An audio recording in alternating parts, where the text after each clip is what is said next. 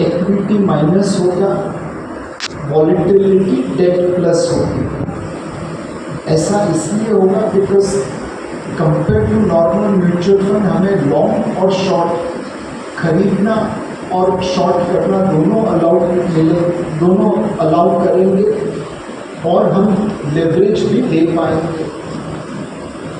SIF दो प्रकार के होंगे, हाइब्रिड SIF और इक्विटी SIF। इसे चलाना हर किसी के बस की बात नहीं है। हम इतने सालों से लॉन्ग शॉर्ट फंड लॉन्च करने की कोशिश कर रहे थे, आदमी नहीं मिला, हम नहीं कर पाए। अब टाटा म्यूचुअल फंड से एक फंड मैनेजर मिल गया तो ये प्रोडक्ट लॉन्च करेंगे। इसमें धीरे धीरे चालू करना, बट फिर आप इसमें निवेश कर सकते हैं। एक एवरेज इन्वेस्टर जिसको फिक्स्ड इनकम से थोड़ा ज़्यादा रिटर्न चाहिए, थोड़ा ज़्यादा रिस्क लेके, उसके लिए SIF एक सही प्रोडक्ट रहेगा। दूसरा परफॉर्मिंग क्रेडिट AIF है। ये क्लोज एंडेड फंड है, मिनिमम इन्वेस्टमेंट 1 करोड़ का है, बट वो 2 साल के अंदर लिया जाता है। इसमें डेट और इक्विटी रिस्क दोनों प्रकार के AIF आते हैं।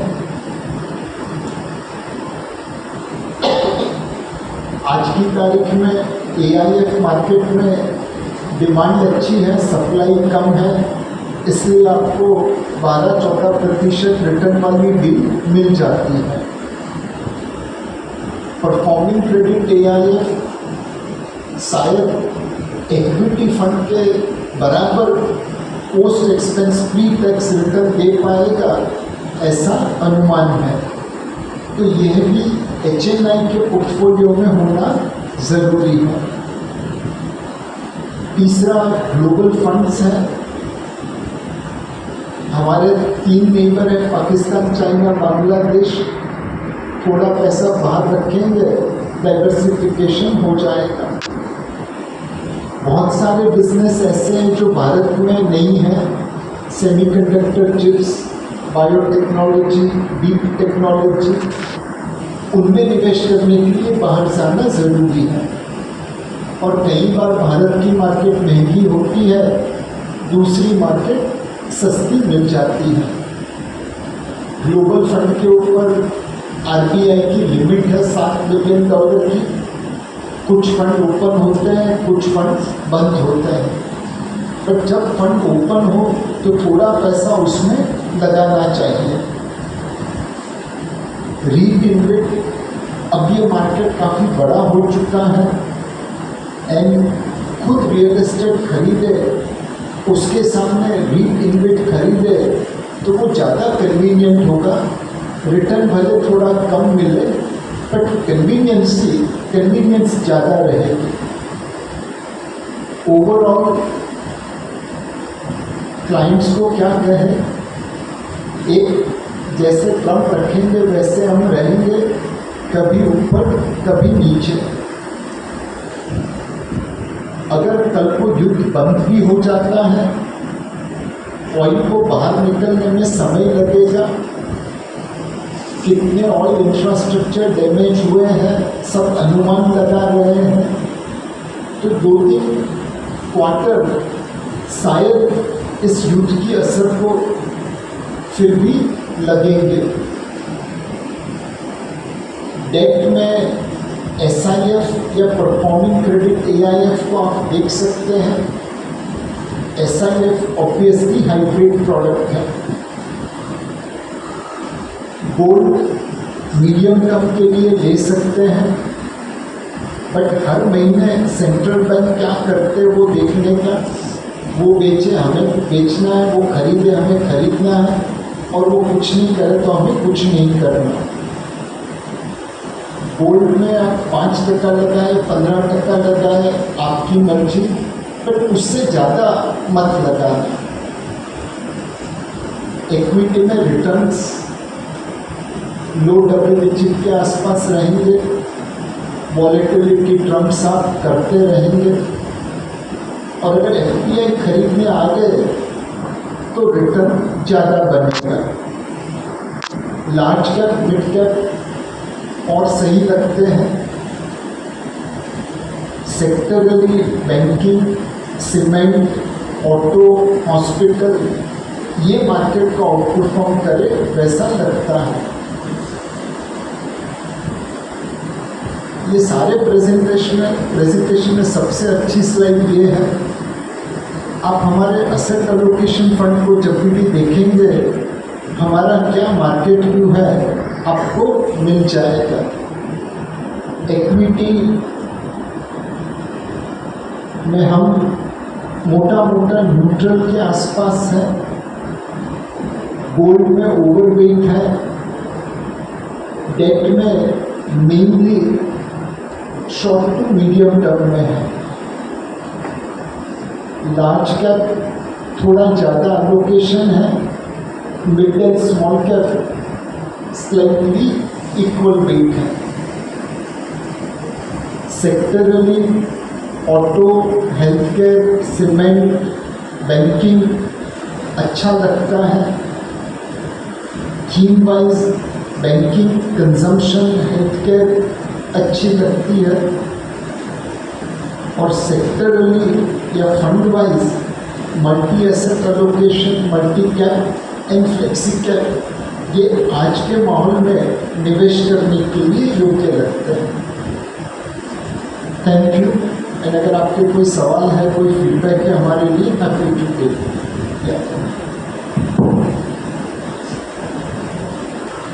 Sir, I feel that because the state elections are going, we don't know, although oil marketing companies are in losses, possibly due to subsidy, we don't know what will be the rate at the pump.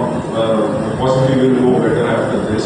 Do you think we have enough stocks if the war exceeds for longer span, enough stocks for oil or fertilizer or helium to support us?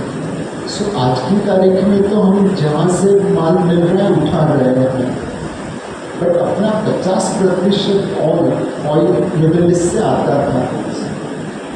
अब वहाँ पे 20 million के सामने 10 million निकलते हैं, 10 million अटका पड़ा है, तो 50% ड्रॉप हुआ। अपना 25% वैसे ही ड्रॉप हो गया। अब 25% में इधर उधर हाथ मार के हम 5%, 10% ले पाएंगे। 15% तो शॉर्टफॉल फिल भी रहा। तो उस शॉर्टफॉल को फिल करने के लिए एक है कि आप वर्क फ्रॉम होम कर दीजिए तो लोगों की ट्रैवल कम हो गई। दूसरा है बच्चे को टीच फ्रॉम होम कर दीजिए तो स्कूल बस कम हो गई। बट आज की तारीख में वैसा कुछ किया नहीं है। तो वो क्या जो स्टोरेज है उसमें से हम ड्रॉ करके दे रहे हैं। तो स्टोरेज जो पहले तकरीबन 50 दिन के आसपास का था, शायद अब 40 दिन के आसपास का होगा। एंड इलेक्शन के बाद कुछ ना कुछ पाबंदी आएगी। एक पेट्रोल डीजल के भाव बढ़ाए जाएंगे, 25 से 28 रुपया बढ़ाना पड़ेगा, ऐसा एक सेल साइड का एनालिस्ट का अनुमान है। सरकार ने ऑब्वियसली ना बोला है, बट इलेक्शन के बाद हो जाएगा, उससे थोड़ी डिमांड कम होगी। एंड तब तक होपफुली यूएस ईरान के बीच में कोई समझौता होगा, तो जो माल निकलना चालू होगा, फिर इम्पैक्ट 2-5% रहेगी, वो मैनेज हो जाएगी। Thank you, sir.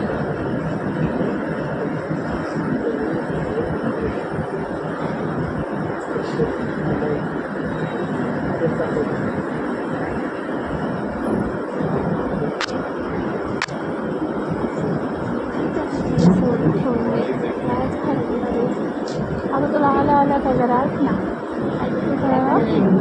बस ठीक है। I have a question on government capex, because in the last 4 or 5 years we have been heavily dependent upon government capex, and you have oil shortage and the subsidies which is going on. But in case of urea, I think that needs to be subsidized. It is already subsidized, I think 50-70%. But I think kharcha badhne wala hai, and we have been heavily dependent on government capex, and we were actually waiting for private capex to kick in. So if this goes for a toss, I think we'll have some jeopardy. I just want to focus on this. सो मोटा मोटा हमारा तकरीबन $36 billion का additional cost होगा. सो महीने का 3 billion मतलब मोटा मोटा राउंडेड ऑफ 30,000 करोड़. ऊपर में 10,000 करोड़ फर्टिलाइजर का जोड़ दो तो 40,000 करोड़ का नुकसान है. फरवरी में हुआ, मार्च में हुआ, फरवरी में नहीं सॉरी मार्च में हुआ, अप्रैल में हुआ, मई में होगा, जून में होगा. तब तक दूध का दूध, पानी का पानी हो जाएगा. तो 4 महीने के 40,000 करोड़ 1,60,000 करोड़. उसमें से 4 महीने के बाद कुछ ना कुछ रिविजन हो जाएगा. तो हो सकता है कि 50-60,000 crore retail investor, retail consumer चुका दे, 20-30,000 करोड़ कॉर्पोरेट चुका देगा, और जो बैलेंस 70-80,000 करोड़ है वो सरकार ले लेगी. एक IDBI बैंक बेच देंगे तो वो पूरा हो जाएगा. तो सरकार के पास ऑप्शन बहुत है. प्लस इस बार RBI का डिविडेंड भी जोर से निकलेगा, बिकॉज रुपया 10% गिर गया. अब $700 बिलियन रिजर्व लेके बैठे हैं. $100 बिलियन का गोल्ड निकाल दीजिए, 600 बिलियन इंटू 10, 6 लाख करोड़ रुपया मार्क टू मार्केट गेन है. तो RBI डिविडेंड डाइवेस्टमेंट करके सरकार इस सदमे को झेल देगी एंड कैपेक्स को रुकने नहीं देगी, ऐसा लगता है. नाउ ये सारी चीज़ों का दारोमदार है कि ऑयल $80 के आसपास आ जाए. ऑयल $100 पे रहा तो ये सारे इक्वेशन गलत हो जाएंगे. तो अपना सारा दारोमदार एक प्राइस के ऊपर है, दूसरा सप्लाई के ऊपर है. सप्लाई चालू हो जाए जल्दी अपने लिए अच्छा है. प्राइस थोड़ी देर बाद भी कम हो तो भी मैनेज हो जाएगा. फटका तो जरूर लगेगा, बट पहले जब ऐसे फटके लगते थे सो जाते थे, अब खाली कमर झुक जाएगी, फिर खड़े होकर वापस चलने लगेंगे.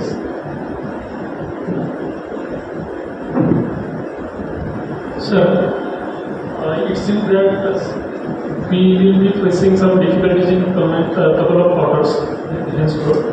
So can we grab some opportunity outside India, and where we can suggest to some investors, those who are risk takers? Definitely. Which are the numbers? सो 10 से 15% पैसा बाहर डाइवर्सिफाई करना जरूरी है. जब पैसा बाहर लेके जाना अलाउड है, तो जैसे हमारा एक फंड है ग्लोबल इमर्जिंग मार्केट फंड, इसमें चाइना, ताइवान, कोरिया, ब्राज़ील सारे देशों का एक्सपोजर मिलता है. इस फंड में अभी तकरीबन 150-200 करोड़ की जगह खाली है. लोकल इन्वेस्टर निवेश करेगा, मैं बाहर लेके जा पाऊंगा. बाकी LRS के जरिए लेके जाना पड़ेगा, बिकॉज बाकी फंड्स खुले नहीं हैं. एंड नहीं तो गोल्ड में लगा सकते हैं 5-10%. So between gold and open global equity fund, चाहे इमर्जिंग मार्केट हो, चाइना हो, नैस्डैक हो, उसमें निवेश कर सकते हैं. नैस्डैक ऑल टाइम हाई के ऊपर है, तो शायद लोएस्ट प्रायोरिटी रहना चाहिए. Thank you. Hi, what's your view on currency? रुपये की कटरे भी गिरना लिखा है एंड वो गिरता रहेगा. अगर वो 3-4% नहीं गिरा एक साल में, तो हमारी कॉम्पिटिटिवनेस के ऊपर इम्पैक्ट आ जाएगी. 10% गिरता है वो बुरा है, because they are unknowns investors. तो 3-4% साल का गिरता रहेगा. एक दिन हम रुपये को ट्रिपल डिजिट पे जरूर देखेंगे. उम्मीद है कि ये साल नहीं हो, 2 साल बाद हो. Hello, sir. just because of the global geopolitical tension, I just want to have a view of the defense sector because you are not overrated or positive on the defense sector. So just want to know. So defence हमने theme में लिखा था पहले कि आत्मनिर्भर defence तो करना ही पड़ेगा एंड एक है कि आप जो टैंक बना दिए वो कंपनी में इन्वेस्ट करो, बट यूक्रेन और दोनों ने दिखा दिया कि भाई एक ड्रोन टैंक को उड़ा देता है, तो ड्रोन बनाने वाली कंपनी की वैल्यू टैंक बनाने वाली कंपनी से ज़्यादा रहेगी। दूसरा, इलेक्ट्रॉनिक वॉरफेयर बहुत इम्पोर्टेंट हो चुका है। चाइनीज सैटेलाइट ने डेटा दिया तो ईरानी मिसाइल्स ने अमेरिकन प्लेन की धज्जियाँ उड़ा दी। हमारे पास डेटा था तो हमने पाकिस्तान के न्यूक्लियर बेस के ऊपर ही धावा बोल दिया। तो इलेक्ट्रॉनिक वॉरफेयर ये बहुत इम्पोर्टेंट हो जाएगा। And finally missiles low, drone low, but अंदर दारू गोला तो चाहिए ही चाहिए। तो एक ऐसी कंपनी में इन्वेस्ट करिए जो भविष्य की वॉरफेयर के लिए तैयार है, नहीं की पुरानी।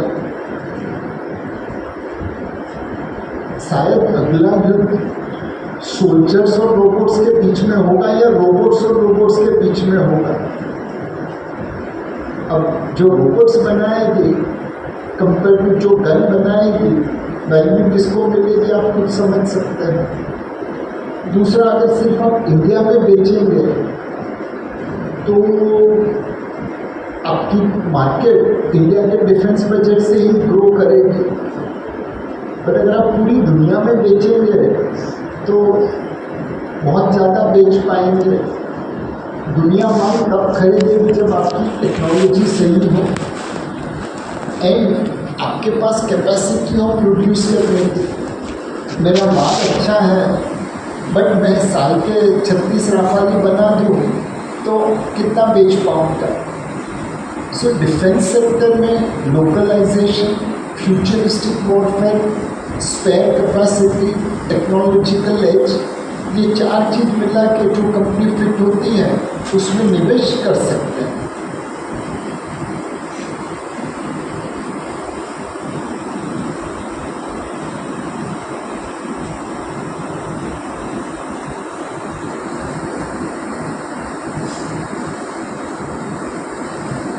ऐसा अभी रिसेंटली गवर्नमेंट ने ड्राफ्ट रिलीज किया था E85 इथेनॉल का। इथेनॉल 85% करेंगे और फिर पेट्रोल 15% है, तो उसका क्या इम्पैक्ट आएगा? पता नहीं है, रिसेंटली न्यूज़ आ चुकी थी। नहीं न्यूज़ आ गया बट इम्पैक्ट क्या आएगा पता नहीं है। एक सोशल मीडिया में बीच में बहुत जोर से चला था कि इथेनॉल ब्लेंडिंग वाले पेट्रोल से मेरे इंजन की बैंड बच गई। अब वो कॉन्सेंट्रेटेड कैंपेन था, पेड कैंपेन था या रियल था पता नहीं चला। लोगों ने कट पे स्टॉप किया वो तो दिखता था। अब 85 इथेनॉल और 15 पेट्रोल, उससे इंजन की क्या बैंड बचेगी किसको पता।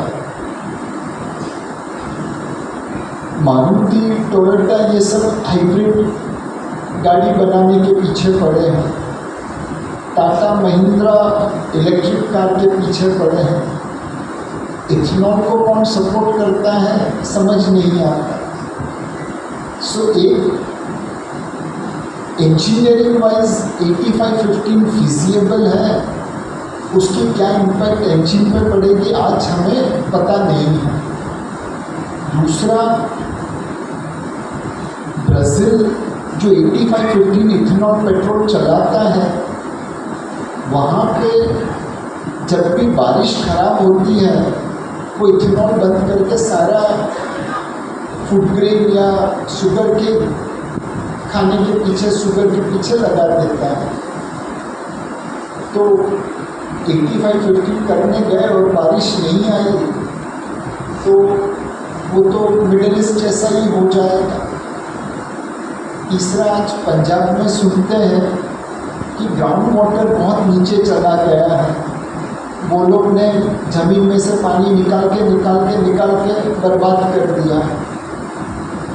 अब अगर हम शुगर केन सब उगाने लगे, जो वाटर गजलिंग प्लांट है, तो पूरा देश पंजाब जैसा बन जाएगा, वो भी अफोर्ड नहीं कर सकते। सो इथेनॉल ब्लेंडिंग आज की तारीख में पॉजिटिव है, नेगेटिव है, होगा नहीं होगा, थोड़ा समझ के बाहर है। थोड़ी और रिसर्च करेंगे फिर व्यू बनाएंगे।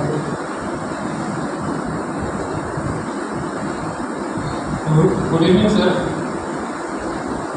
What is your view on infrastructure and EV vehicles going forward? So EV में एक जो सबसे बड़ा राउंड है वो चाइना है। वो पकड़ लेके बैठा है रेयर अर्थ के ऊपर। उसकी खुद की रेयर अर्थ में 1/3 सप्लाई म्यांमार से आता है, और म्यांमार की टोपोग्राफी भारत के नॉर्थ ईस्ट के बराबर है। तो हो सकता है कि अपने नॉर्थ ईस्ट में रेयर अर्थ होगा। We are officially third largest reserve holder of rare earth in the world after China and one more country.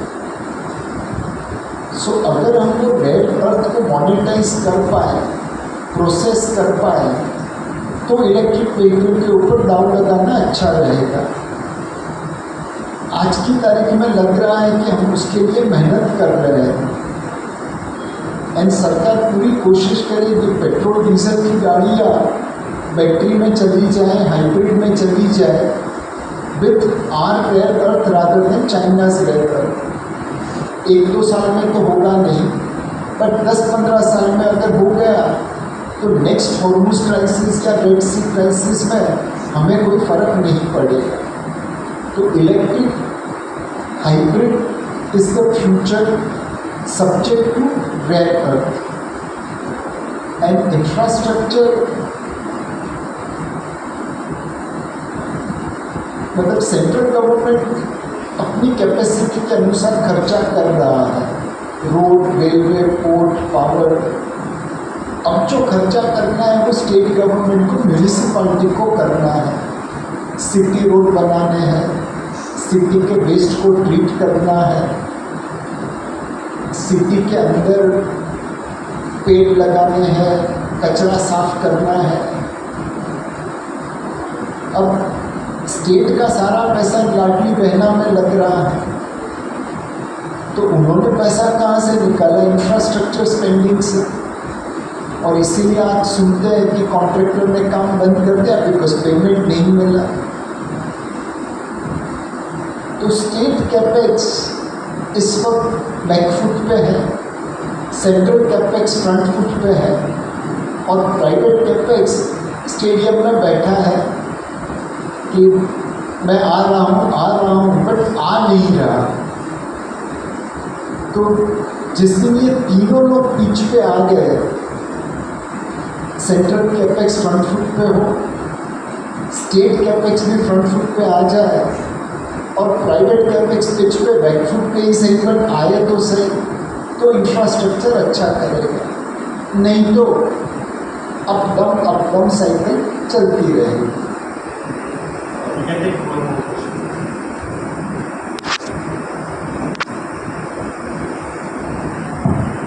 Good evening, sir. My question is regarding the debt funds. So, in this current scenario, what will be the ideal scenario allocation for the short term and long term? If considering the rates doesn't change, and if it changes, like gas will increase in another 3 months, so what will be the scenario there? So right now our recommendation is you buy dynamic bond fund or long bond 30% of portfolio and 70% short term debt fund में लगा दीजिए। यहाँ से carry मिलेगा, वहाँ पे युद्ध खत्म हुआ और महंगाई उतनी नहीं बढ़ी तो ब्याज की दरें नीचे आएंगी, उसमें carry plus mark to market gain मिलेगा। तो ये 30-70, 30 लॉन्ग 70 शॉर्ट, वो कॉम्बिनेशन ठीक लगता है। एंड सपोज रिस्क नहीं लेना है तो सीधा शॉर्ट टर्म बॉन्ड फंड या इक्विटी सेविंग स्कीम में लगा सकते हैं। इक्विटी सेविंग स्कीम में 25% इक्विटी रहेगा, 30% आर्बिट्राज रहेगा, 35% डेट रहेगा, तो वो एक reasonable return with some volatility दे देगा। एंड एक बार SIF एस्टैब्लिश हो जाए तो डेट में से लोगों को SIF में लेके आ सकते हैं। पूरा पोर्टफोलियो मत करना, धीरे धीरे करना, but SIF if managed well and if is a big word, can outperform debt fund pre-tax as well as post-tax. Thank you, sir, for insider market outlook. Thank you all the partners for the